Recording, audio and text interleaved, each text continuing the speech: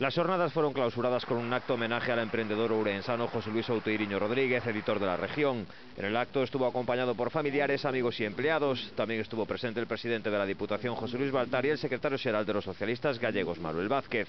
El empresario Jorge Bermello fue el encargado de presentar al homenajeado, recordando algunos de sus logros más importantes. Ha hecho muchas cosas José Luis, pero hay una que para mí ha quedado marcada. Y creo que ha sido uno de los proyectos más importantes que se han hecho en esta provincia. La Región Edición Internacional. Cuando yo le escuché por primera vez que iba a poner en marcha un periódico que iba a salir por Europa, a mí me parecía que eso era dificilísimo. No había en España ningún periódico que hiciera eso. Y fue un periódico de Ourense, La Región. Por su parte, el alcalde de la ciudad, Francisco Rodríguez, destacó los 100 años del periódico ourensano como historia viva de Ourense. Este, sin dúbida, é o voso ano. Eu te quero felicitar a ti, pero tamén, como non, a toda a tua familia.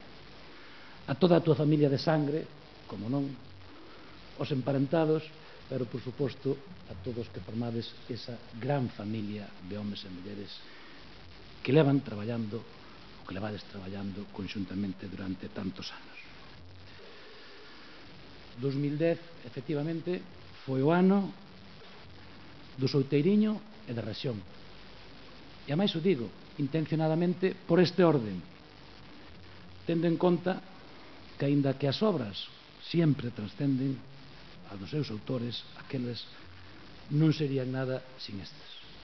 100 anos despois daquel ano 1910, no que viu a luz La Región, a obra de homes como don Alejandro Outeiriño e o noso homenaxeado de hoxe, Xosé Luis Outeiriño, representan un legado, representan un activo ao que Ourense non pode, nin debe, nin quere renunciar.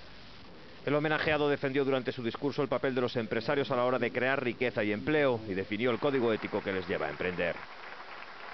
El honor, el riesgo, la generosidad en las acciones, el compromiso con la sociedad en que vivimos, la curiosidad y la audacia son todas ellas virtudes que compartimos y que conforman en su conjunto un concepto intransferible e imperecedero que no puede ser mesurado y que tampoco resulta susceptible de una fácil explicación para aquellos que no comparten con nosotros estas mismas inquietudes.